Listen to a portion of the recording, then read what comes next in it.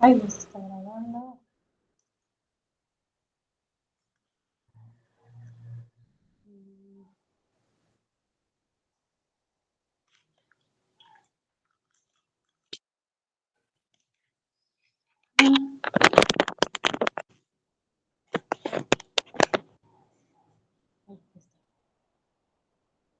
Hola chicos, buenas tardes. Ay, perdón, aquí los... Denme un segundito. Listo chicos, vamos a comenzar. Miren, empiezo otra vez como en bases con los avisos parroquiales. Evaluación del estado nutricional anteriormente se planteaba para 1 hora y media, no para 1 hora. Entonces, la verdad es que no se me hace justo decir, sí, examen tal y cual y 10,000 ejercicios de tarea, pues si todavía no quedan como muy integradas las bases, chicos. Entonces, de verdad, por más que traté de ajustar el temario, no da el tiempo, no permite el tiempo, desgraciadamente. Entonces, vamos a continuar y en cuanto a evaluaciones, ahí quedamos, o sea, con sus trabajos y con sus exámenes, más bien tengo sus promedios, no se los he cargado. Y para aquellos que deseen incrementar su puntaje, lo que vamos a hacer es igual dinámica de participación. Lanzo preguntas el día lunes, martes, miércoles, para que quienes desean incrementar pues vayan respondiendo en privado y se vaya sumando, ¿no? Principalmente corroboren que hayan mandado tareas, porque por ahí sí tuve algunos alumnos que nunca mandaron tareas, no sé si se dieron de baja o qué pasó ahí. Entonces, recuerden ahí que 50% examen, 50% trabajos. El examen ya lo habíamos tenido hace tiempo, no salieron mal, de hecho. Entonces, más que nada es eso. Faltantes de trabajo sí tengo y esos son los que me preocupan más que nada. Entonces, vamos a continuar. Reitero, es muy largo este tema y todavía tenemos pendiente el de evaluación del estado nutricional en el paciente hospitalizado. Me sigo. Nos habíamos quedado en esta diapositiva que justamente era de que algunos medicamentos pueden tener ahí una interferencia con lo que es el transporte, intestinal principalmente. Perdón, déjenme tomar tantita agua.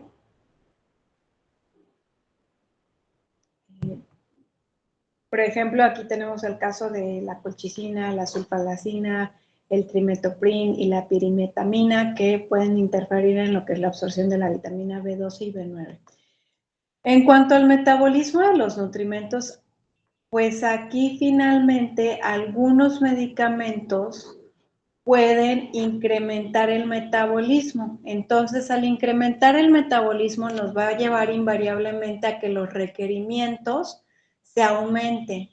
O bien, pueden tener un efecto antagónico, contrario al que se lleva. Aquí tenemos unos ejemplos, el fenobarbital, la fenitoína, normalmente incrementan el metabolismo de lo que es la vitamina D, la vitamina K y la vitamina B9, como aquí está este incremento. También el ejemplo de la carbamazepina con las vitaminas B7, que recuerden que también se puede llamar la vitamina H. La vitamina D y la vitamina B9 normalmente tienen un efecto antagónico, contrario. Otro ejemplo que tenemos aquí es la isoniazina con la vitamina B6, que impide que se transforme en su forma activa la vitamina B6. Entonces, normalmente tienen este efecto antagónico. Asimismo, el metotrexato con la el metotrexato y la... permítanme. El metotrexato y la pirimetamina con la vitamina B9 normalmente llevan un efecto antagonista. Y hablando de los antagonismos, pues en la vitamina B9 y la vitamina B12 son situaciones muy críticas porque nos puede llevar a una anemia, dependiendo las anemias, pero ahí podemos desarrollar una anemia megaloblástica. De hecho, esto lo vieron en el examen, lo tuvieron presente en el examen. En el caso de una deficiencia por vitamina B12, nada más se los hago de su conocimiento, nos lleva a lo que es una anemia perniciosa. Entonces, en cuanto a la excreción de los nutrimentos, igual se pueden ver alterados porque algunos fármacos incrementan, reducen la excreción urinaria de los nutrimentos. Por ejemplo, los diuréticos de Lassa, como es la famosa furosemida, pero otro como es la bumetanida, pueden aumentar la excreción de potasio, magnesio, sodio, cloruro y de calcio. Entonces, cuando algún paciente se está tratando con un diurético de Lassa, se prescriben los suplementos de potasio porque se puede desarrollar una hipopotasemia. Entonces, lo grave de una hipopotasemia es que puede haber efectos tóxicos cardiovasculares. También recuerden cuando hablábamos ahí un poquito del sodio, el sodio normalmente tiende a ir en la misma cantidad que el potasio. Es decir, si yo prescribo en una dieta 2.500 miligramos de sodio, prescribo también 2.500 miligramos de potasio. Y ojo, si estoy hablando de que me incrementen la excreción de estos minerales, debo de prestar vital atención para evitar que lleve a una situación de litiasis renal, es decir, alguna formación de cálculos renales, sobre todo en el caso del calcio, porque sí puede haber litiasis derivado de un exceso de calcio. También en esta situación se suplementa el magnesio y el calcio, sobre todo si se están usando diuréticos de forma prolongada, o bien la dosis es muy alta, o bien porque la dieta es deficiente. Y se deben de estar vigilando estos minerales, pues a fin de evitar complicaciones. Ahora, en cuanto a que se estén usando diuréticos en una cantidad elevada, sobre todo estos pacientes de edad avanzada o una dieta pobre en sodio, pues podemos hablar de una depresión. Tan es así que lleguemos a una hiponatremia, y que es grave en el paciente mayor porque la confusión mental que caracteriza la depresión de sodio se puede atribuir a un síndrome cerebral orgánico o que sea demencia. Entonces, realmente no es que sea que el paciente está cursando con demencia. Lo que está ocurriendo es que la depresión de sodio es considerable y trae estos síntomas como complicación, lo cual es grave. Por ejemplo, otro diurético, la hidroclorotiazida, incrementa la excreción de potasio, de magnesio, pero reduce la excreción de calcio y por el contrario, se reabsorbe.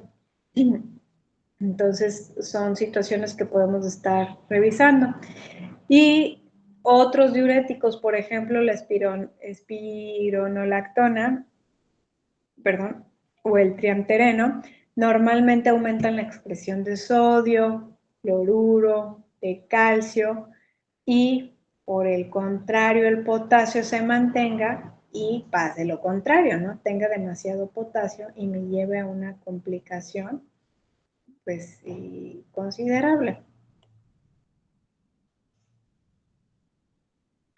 Hay otros ejemplos, como es el caso de los inhibidores de la enzima conversora de angiotensina, como es el caso del enalapril, que se utiliza muchísimo.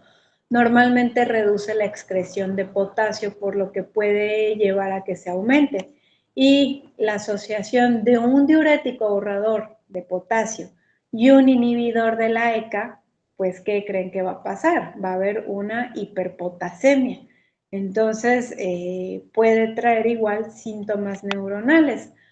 Los corticosteroides, por ejemplo, la prednisona, lleva a lo que es una excreción reducida del sodio y ¿qué va a pasar? Y que de hecho es muy conocido que los corticosteroides retienes sodio y retienes agua y puedes ganar peso, pero por edema, ¿no?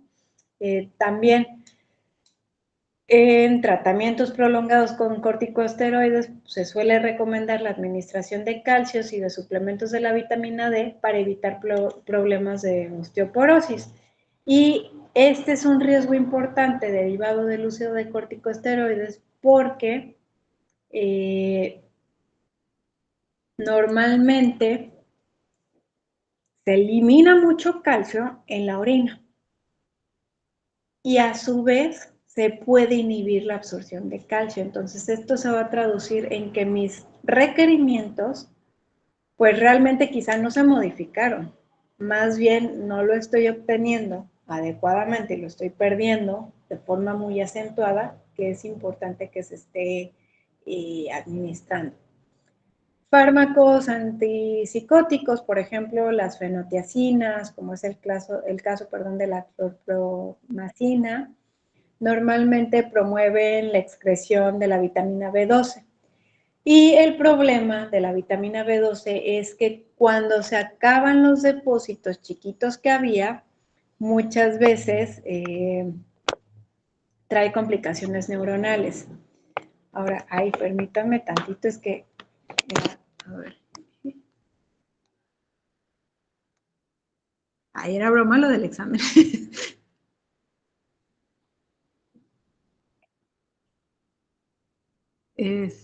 Sí, no les digo que ya no va a dar tiempo de exámenes. De hecho, me hubiera encantado que hubiéramos hecho más ejercicios, pero es que de verdad que de pronto ya cuando hablamos de la evaluación del estado nutricional, pues sí se dan cuenta que es un montón de cosas que debemos estar considerando.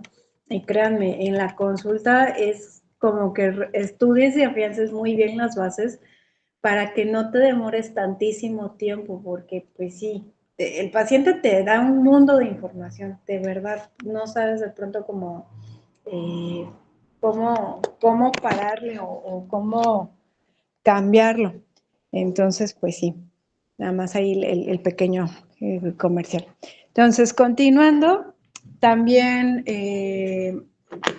otra otro medicamento que nos preocupa, ¿no? O que debemos de estar vigilando es un fármaco antineoplásico, el cisplatino, que normalmente desarrolla hipomagnesemia porque tiene un efecto nefrotóxico. Entonces, acompañado a una hipomagnesemia, hay hipocalcemia, hipopotasemia, hipofosfatemia y complicaciones neuronales. Entonces, hay que estarlo suplementando. Y ojo ahí, debemos estarlo suplementando también porque puede traer una alteración cardiovascular y pues lo que queremos es una estabilidad. Ahora, en el caso de la hipomagnesemia por el cisplatino, muchas veces se puede quedar persistente por meses o incluso años tras que haya finalizado el tratamiento, porque finalmente es antineoplásico, ¿no? Tiene efectos muy, muy graves. O bueno, pues, es muy bueno, no es muy efectivo, pero ataca también células que estaban bien. Entonces, sobre todo es importante que en aquellos pacientes que tienen problemas cardiovasculares hay que estar administrando el magnesio por vía intravenosa. Si de plano necesitamos ahí meterle presión, ¿no? O meter muchísimo más atención. Ahora, también lo que puede ocurrir es una modificación de los efectos de los fármacos debido a los alimentos y los nutrientes, porque finalmente refuerzan o se oponen a los efectos de los medicamentos. El ejemplo más clásico de un refuerzo de los efectos farmacológicos es el que se da entre un inhibidor de la monoaminoxidasa como la fenelcina o la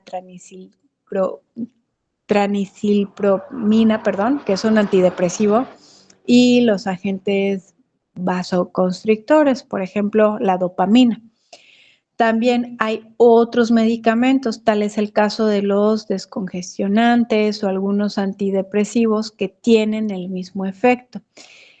¿Qué ocurre? La dopamina y la tiramina son aminas biológicamente activas y se encuentran presentes en muchos alimentos. En condiciones normales no te generan absolutamente nada. Ya lo verán en otra materia, pero por ahí de pronto puede haber temas de reacciones adversas. Entonces, regresando aquí al tema, les digo, no hay peligro, se desaminan rápidamente gracias a la monoaminoxidasa y la diaminoxidasa. Sin embargo, la inhibición farmacológica del medicamento lo que va a realizar es que se impida esa desaminación. Entonces, pues la tiramina es un agente vasoconstrictor que incrementa la presión arterial. La ingestión de cantidades grandes de alimentos con tiramina, por ejemplo, las carnes curadas, quesitos, más el tratamiento, pues puede provocar una crisis de hipertensión con un aumento de la frecuencia cardíaca. Además, el paciente presentará rubor, bueno, estará todo chapeado, dolor de cabeza fuerte, puede llevar a un accidente cerebrovascular e incluso puede llevar a la muerte. Entonces, para evitar esta complicación o esta reacción, se puede recurrir al fármaco, pero con una administración transdérmica. ¿Por qué? Porque como evita el tubo digestivo, pues no interfiere con el metabolismo de la tiramina, ¿no? Entonces, ahí es un ejemplo cómo nosotros, algo, ¿no? Que puede ser metabolizado normalmente, se altera. Ahora, en el caso de la cafeína, que sabemos que está rica, de forma rica en el café, ¿no? Y en algunas bebidas, incrementa los efectos adversos de algunos fármacos estimulantes. Por ejemplo, las anfetaminas, bueno, no es un fármaco, sabemos que es una droga. Antes se daba que para el tratamiento de pérdida de peso, pero también para medicamentos como es el caso del Ritalin o la teofilina. Entonces, lo que generan es nerviosismo, temblores, insomnio. Entonces, podemos tener otra situación, como es el caso de cafeína, que le mete el pie al tratamiento le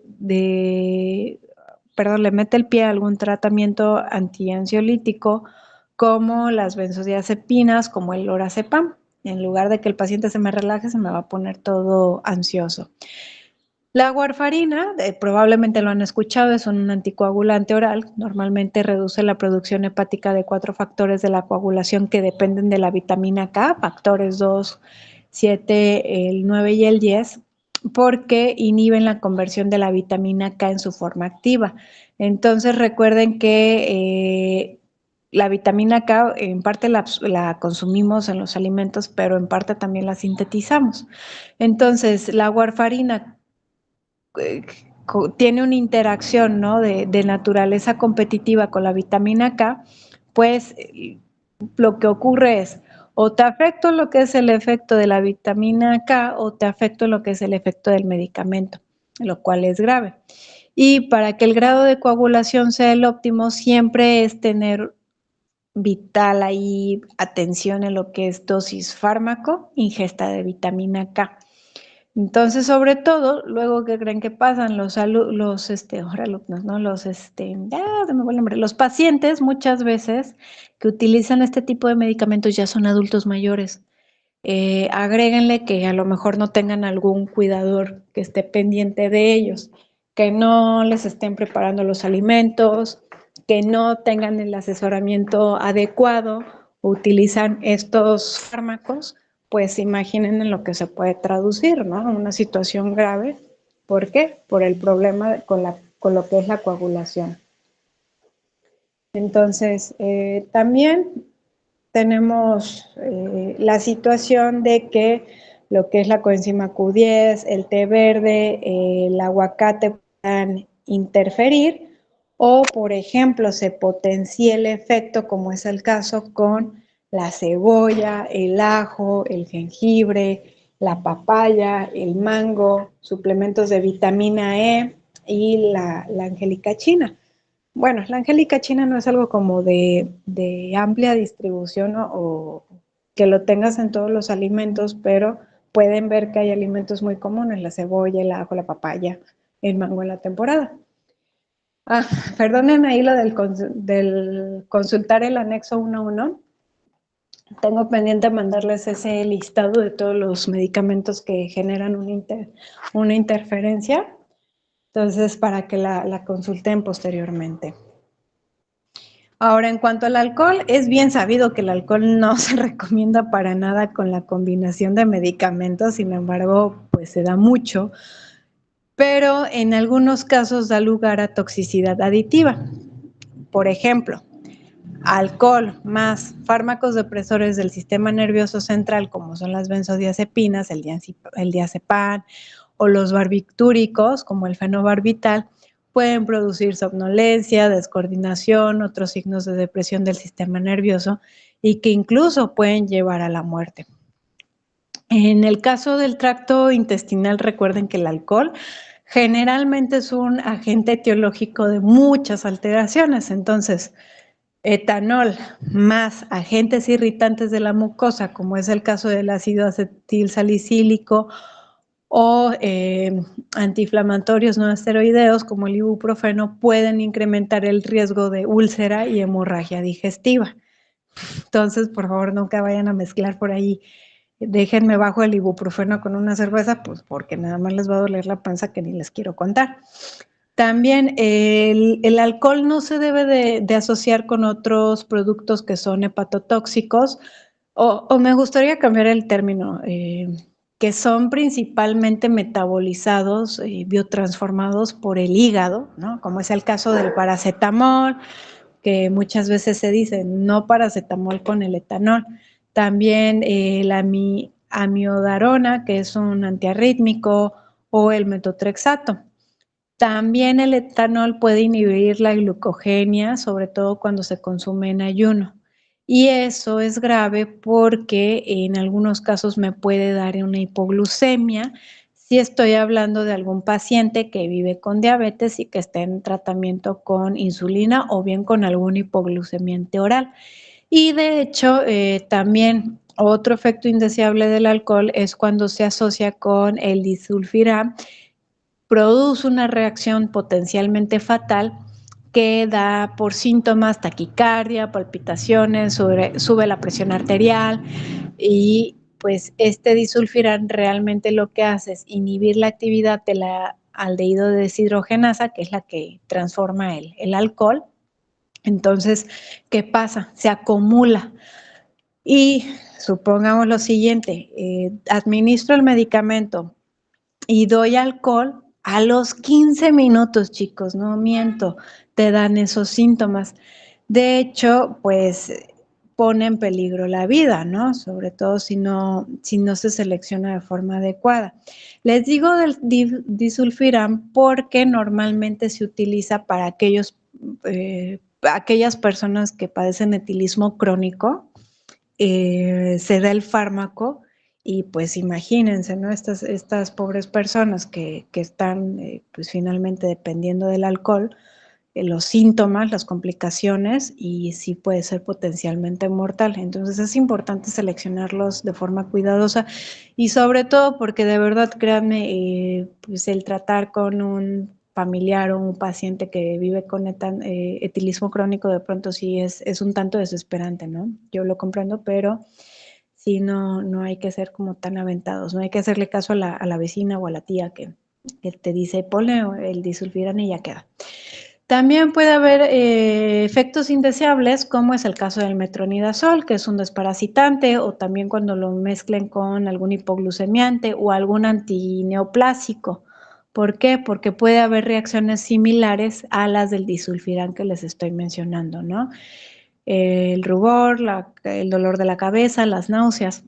Y también en algunos casos, el alcohol puede alterar el mecanismo, ¿no? que posee algún medicamento. Por ejemplo, si yo doy sulfato de morfina de liberación retardada en presencia de alcohol, pues se va a disolver de forma más rápida y en lugar de liberarse de forma retardada, me puede dar lugar a una sobredosis potencialmente fatal. Aquí quizá no sea la materia correspondiente, pero se los hago de su conocimiento. Sobre todo, ojo ahí, chicos, el tip del día. Cualquier medicamento que sea un fármaco de liberación retardada, por favor, nunca jamás en la vida se les vaya a ocurrir triturarlo, machacarlo, porque justamente están diseñados así, compactitos, para que una vez que llegan al estómago se vayan liberando poco a poquito. Si lo modificamos nosotros, lo que puede pasar es eso, que se va a liberar de una forma más rápida, entonces el efecto no va a ser el mismo. O tampoco se vayan a poner creativos, no sé, a lo mejor por ahí vieron en algún lugar que disolver el medicamento en jugo de limón era lo mejor, ¿no? Créanme, de pronto los pacientes se ponen como muy, muy creativos con esa situación. Entonces es algo que debemos de estar como vigilando un montón. Puede haber efectos de los fármacos sobre el estado nutricional en el sentido de que van a interferir con diferentes situaciones. Por ejemplo, con el sabor y el olor, muchos fármacos pueden afectar la capacidad de cómo es nuestra percepción del sabor o del olor de los alimentos. Por ejemplo, los fármacos pueden dar alteraciones en la sensación del gusto, ya siendo que generan una menor agudeza o dejan ese resabio desagradable, ¿no?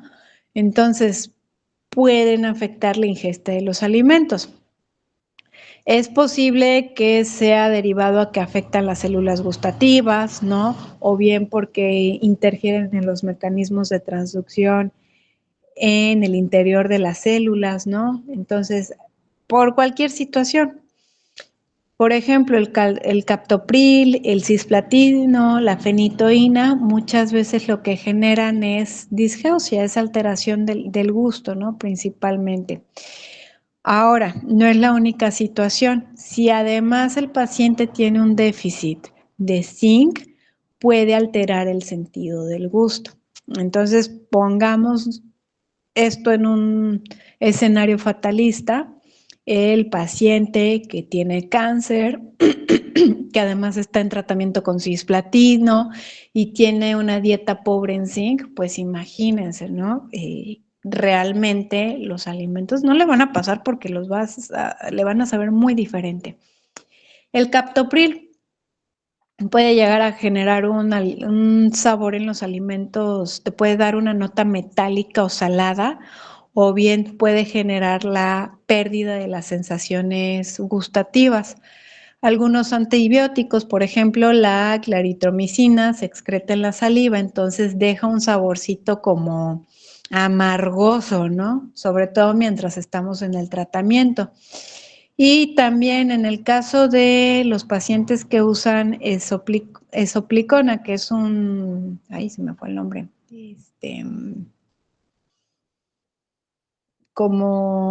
ay, ¿cómo se llama cuando estás deprimido? Antidepresivo. Te, te altera los sabores. Aquí también les puse el antidepresivo. También aquí está el ejemplo de lo que es la amitriptilina, perdón, que te altera los sabores. O, por ejemplo, antiespasmódicos pueden generar una resequedad en la boca.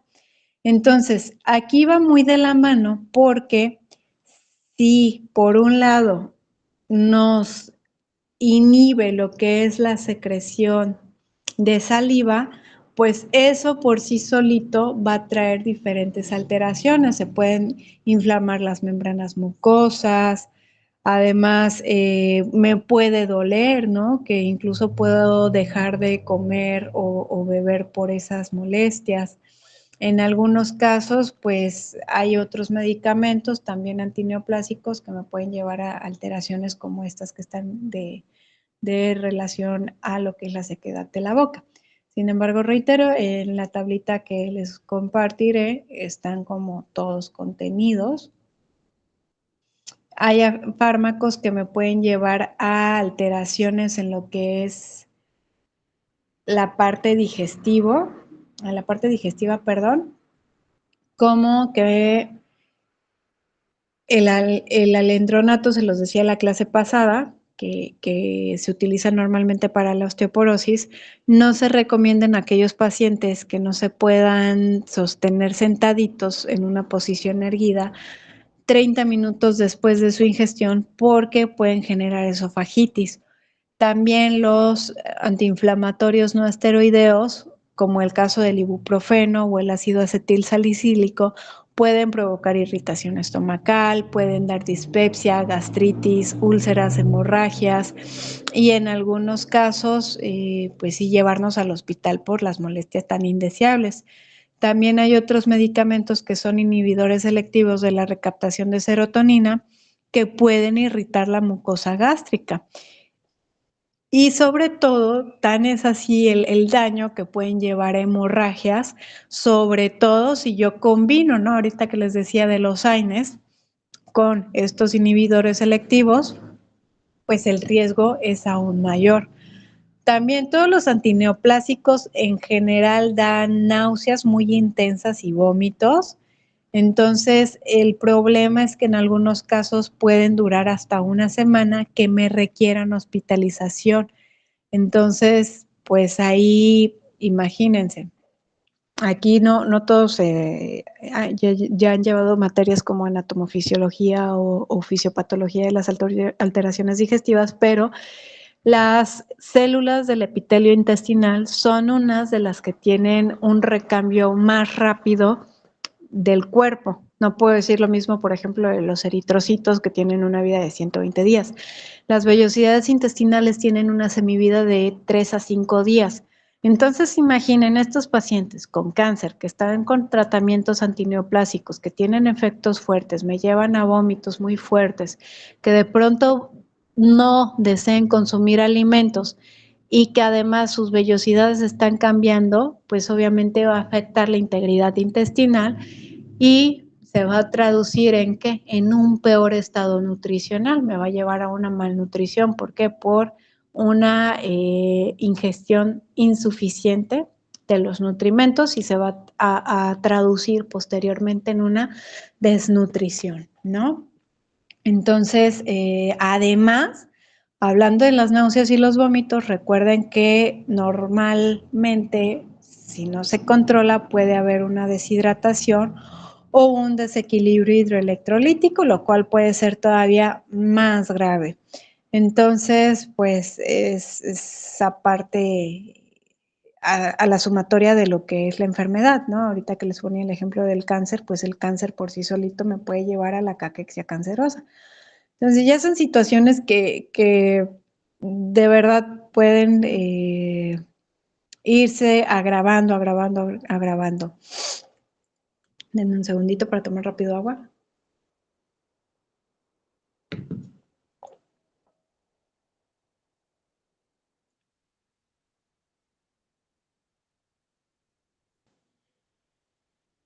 Ya, gracias.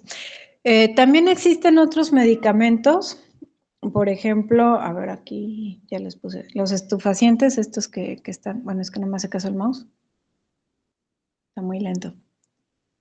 Aquí están. Los estupefacientes principalmente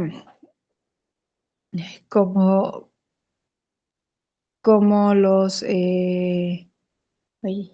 codeína y la morfina, ¿no? Que ahí están en el ejemplo, pues me pueden llevar a lo que es un aumento no productivo del tono de la musculatura lisa de la pared intestinal. Entonces, al existir este aumento de la musculatura, trae una alteración en lo que es el movimiento peristáltico. Entonces, al alterar la peristalsis, muchas veces se traduce en que van a generar un estreñimiento. Ahora, tenemos otras situaciones, como es el caso de la metilnaltrexona, que es un laxante de administración subcutáneo que se indica justamente para el tratamiento del estreñimiento por el uso de opioides. También existen fármacos, por ejemplo, los que tienen propiedades anticolinérgicas que generan problemas digestivos porque lo que hacen es modificar las secreciones intestinales o bien enlentecen los movimientos peristálticos, o bien pues, la sumatoria de ambos, y se traducen justamente el estreñimiento. De hecho, todo lo que sea anticolinérgico, pues, a ver, déjenme organizo la idea, ¿cómo se los voy a decir? Miren, normalmente dentro de la fisiología del aparato digestivo, créanme, es muy precisa, es muy controlada. Entonces, existe una fase cefálica, existe una fase gástrica, existe una fase intestinal, existen estímulos, tanto nerviosos como neuroendocrinos, que me llevan a una secreción puntual de diferentes partes del tubo digestivo, ¿no? En total, para que se den una idea, se secretan al día, pues poquito más, poquito menos, 7 litros de secreciones en nuestro intestino. Van a decir, bueno, ¿de dónde sale tanto? Pues todo lo que producen las glándulas salivales, el estómago, la bilis, todo eso se va sumando. Entonces, cuando yo doy algún medicamento que es anticolinérgico, que justamente está inhibiendo los efectos, pues me va a traer una alteración. ¿Pero por qué? Porque son fármacos que están alterando la fisiología propia del tubo digestivo. Ahora, en cuanto a los movimientos, cabe destacar que el intestino delgado es muy rápido en su movimiento, nada más que a veces no es tan evidente porque el intestino delgado pues es más la cantidad que tenemos respecto al intestino grueso. El intestino grueso es un poquito más flojito con su movimiento, más o menos tiene una velocidad de unos 5 centímetros por hora. Entonces, cuando yo doy un anticolinérgico, pues imagínense el tiempo que me va a tomar. Entonces, sobre todo, traspolen eso en el contexto del paciente que está utilizando anticolinérgicos, y aparte que la dieta no es la adecuada, baja en fibra, pues se hace aún más creciente la molestia. También existen antipsicóticos atípicos, antidepresivos tricíclicos, antihistamínicos que pueden provocar estreñimiento o que incluso me pueden llevar a la obstrucción intestinal. Y no les quiero ni contar cómo se pone la cosa de grave si, por ejemplo, yo estoy hablando de un paciente que tenga alguna alteración, como es el caso de divertículos.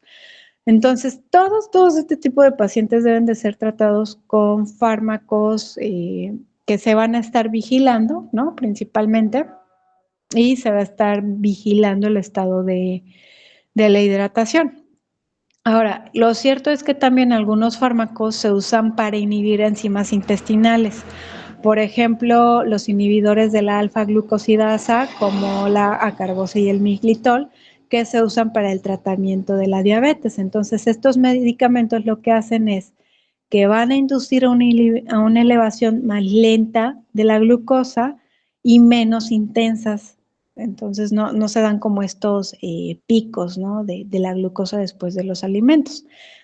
Suena bien, pues justamente es su objetivo, pero el efecto adverso es que puede provocar una intolerancia digestiva. En concreto, genera diarreas, flatulencias y calambres intestinales porque tiene un efecto osmótico, además de que la microbiota intestinal es la que aprovecha esos hidratos de carbono no digeridos en el intestino distal.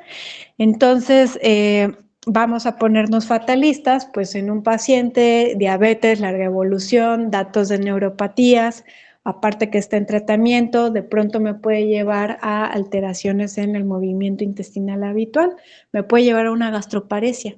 Las gastroparesias muchas veces, ya en su momento lo revisarán, pero en gran porcentaje están en la diabetes y en gran porcentaje son idiopáticos. Y pues ahorita que les estoy diciendo diabetes y aparte agréguenle el medicamento, pues no es lo ideal. También el uso de medicamentos como los antibióticos, sobre todo los antibióticos de amplio espectro, en un periodo muy prolongado, ustedes lo saben, ya lo han escuchado, lleva a lo que es la destrucción de la flora bacteriana. Sobre todo, recuerden, no es que nuestro intestino esté estéril, existen diferentes microorganismos de forma habitual y que no generan absolutamente algún daño.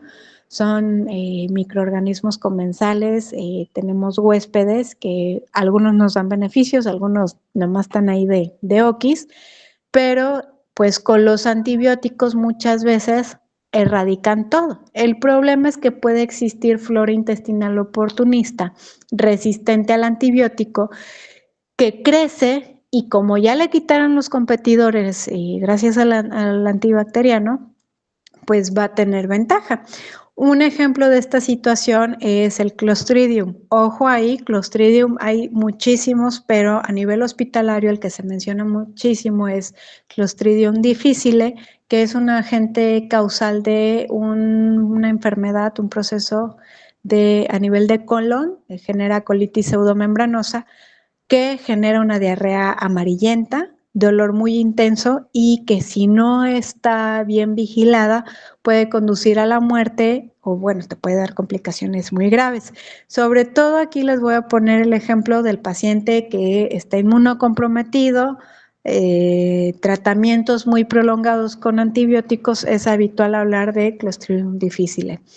Entonces, en ese sentido, ahorita que no les sorprenda que de pronto llegan a ver como mucho este tema muy promovido, que es el de la microbiota intestinal, sobre todo los lactobacilios y las bifidobacterias, porque se ha demostrado que confieren beneficio para el organismo, para nuestro organismo, ¿no? Principalmente. Ahí denme un segundito, permítanme.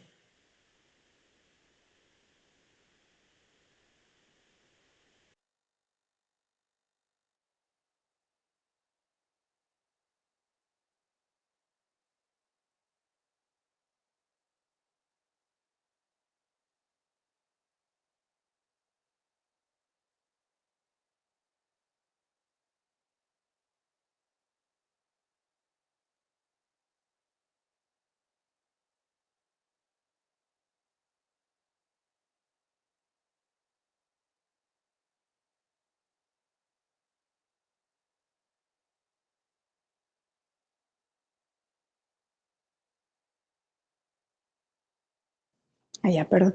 Entonces les comentaba que no les sorprenda, pues cada vez es más la evidencia que tenemos sobre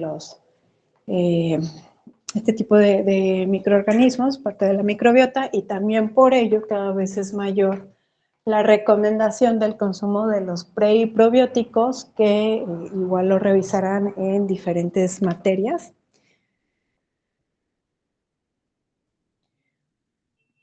Ahora, puedo tener algunos medicamentos que me lleven a lo que son alteraciones del apetito.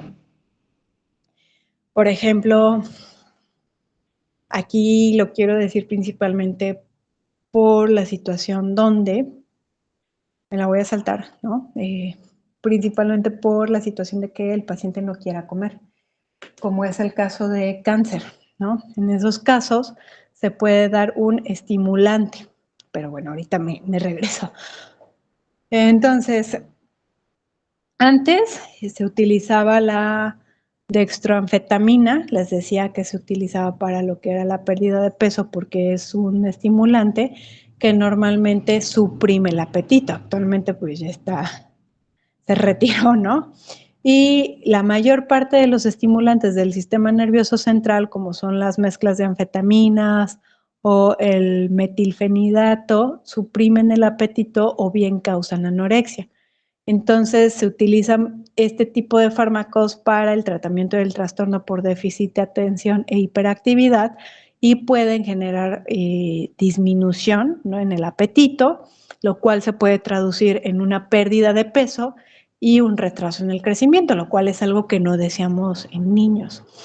También puede haber otros efectos adversos, como es el caso de la hipertensión, dolor torácico, disminución en el umbral convulsivo, por lo cual puntualmente no se recomienda en pacientes que son hipertensos o bien que son más susceptibles a presentar convulsiones, o pacientes que viven con alguna cardiopatía, la que sea. Y también existen algunos efectos adversos en cuanto a algunos medicamentos porque pueden influir en la capacidad o en el deseo de comer. Aquellos fármacos que nos generan somnolencia, mareo, confusión, temblores, pueden provocar problemas nutricionales, sobre todo en pacientes de edad avanzada o que tienen enfermedades crónicas, y pues muchas veces vienen diagnósticos errores. ¿Qué quiero decir con esto? Vamos a ponernos igual fatalistas. Yo puedo tener un adulto mayor que está utilizando algún medicamento de esta naturaleza. Entonces el medicamento por sí solito me va a traer este tipo de alteraciones. Aparte, agréguenle que no está teniendo una ingesta adecuada de nutrimentos, pues hablamos de un proceso de malnutrición y erróneamente yo puedo diagnosticar como demencia, ¿no? Cuando realmente es un estado nutricional comprometido. Entonces, en ese sentido, es importante recordar, a ver, adulto mayor, de por sí es población vulnerable, medicamentos que interfieran o tengan un efecto en el sistema nervioso, los voy a estar vigilando porque sé que me pueden interferir con la manera de alimentarse y consecuentemente en el estado nutricional. Y vamos a ponerlo todavía como más fatalista. Supongamos que me lleva a déficit, me lleva a una anemia, me lleva a déficit de vitamina B9 y vitamina B12. Entonces, no solo hablaré de trastornos hematológicos, sino también de trastornos neurológicos. Vean cómo es que puede ir progresando la situación. Entonces, también existe lo contrario, medicamentos que estimulan el apetito y la otra cara de la moneda, me lleven a una ganancia de peso. Por ejemplo, los antipsicóticos como es la clozapina, la olanzapina, antidepresivos, anticonvulsionantes pueden inducir al aumento de peso. Entonces, lo que ocurre aquí es que interfieren con las señales nerviosas y generan como una incapacidad en lo que es el mecanismo de la saciedad. Entonces, muchos pacientes refieren un apetito desmesurado y no se sienten llenos. Entonces, se dan incrementos de 18 hasta 27 kilos en términos de meses, ¿no? Chiquititos.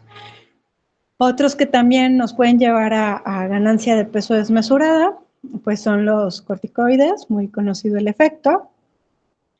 Y recuerden, ahí se los había mencionado, principalmente porque hay retención de sodio y de agua. Y pues en algunos casos, como les decía, si es deseable en pacientes que tienen cáncer, que tienen VIH, que tienen una caquexia, bueno, hay caquexias de diferentes tipos, pero que están en un proceso de caquexia principalmente. Aquí, ay, permítanme. Aquí, por ejemplo, entre los fármacos que se utilizan para estimular el apetito está el acetato de megestrol, la mirtazapina, la hormona del crecimiento humano o somatotropina, la oxandrolona, incluso un derivado del cannabis que es el dronaviol. Un efecto adverso muy frecuente de los tratamientos antirretrovirales de gran actividad es la lipodistrofia. Los tratamientos antivirales suelen generar un efecto de redistribución corporal con una pérdida de masa grasa principalmente, una intolerancia a la glucosa, se acompaña con una hipertensión y a su vez una hiperlipidemia. Entonces, muchas veces, para normalizar las concentraciones de glucosa e insulina en los pacientes que están utilizando estos medicamentos, estos antirretrovirales de gran actividad, pues se utilizan algunos fármacos antidiabéticos, obviamente, controladores de la glucosa, y también se dan fármacos hipolipemiantes, como es el caso de la atorvastatina, pravastatina, el fenofibrato, entre otros, para evitar estos efectos adversos. Pero aquí se pone interesante la cosa porque por un lado debo de estar vigilando al antirretroviral, al medicamento para controlar la glucosa, el medicamento para controlar la hipertensión y el medicamento para controlar los niveles de lípidos en sangre. Y les decía la clase pasada, la toronja muchas veces me altera lo que es el metabolismo de citocromo P400, entonces pues ahí yo no le podría decir ese tipo de alimentos, ¿no? Y bueno, también ahorita hablando de personas que utilizan estos antirretrovirales, pues muchas veces la inocuidad alimentaria es un tema que debemos de estar vigilando. Ay, Dios mío, todavía nos falta. Déjenme ver, es alteración de hígado y riñones, impacto en los niveles de glucosa. Ay, es que eso también no lo puedo dejar. Tratamiento, ya no es tanto.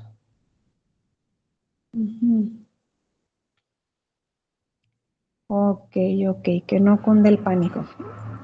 Miren, chicos, voy a hacer la siguiente. Voy a hacer el siguiente ajuste, porque de verdad no, bueno, me quiero quedar sin cubrir el tema. Ahorita aquí quienes puedan continuar, pues adelante. Chicos de anatomofisiología, perdón, les voy a robar unos minutos para terminar el tema. Quienes se tengan que retirar, no hay ningún problema. Voy a pausar la grabación en este punto y voy a cambiar el link de la reunión para continuar con el tema. Entonces, digamos que hoy la clase es un poquito más extensa, reitero, para quienes pueda, para quienes no, no se preocupen. Y para la siguiente clase, ahora sí ver el siguiente tema, que es la evaluación del estado nutricional. Afortunadamente no es muy grande. De acuerdo, reitero, no se preocupen por evaluaciones, ya está hasta donde lo tenemos, más bien es darles a conocer sus promedios, que ya los tengo. No se preocupen, todos sacaron, bueno, la mayoría estuvo entre 8, 9 y hasta hubo 10, entonces no, ni se estén preocupando por eso. No sé si tengan dudas, les digo, hago una pausita, quienes puedan, nos vemos en otro link y ya. Ok, maestra, nos vemos.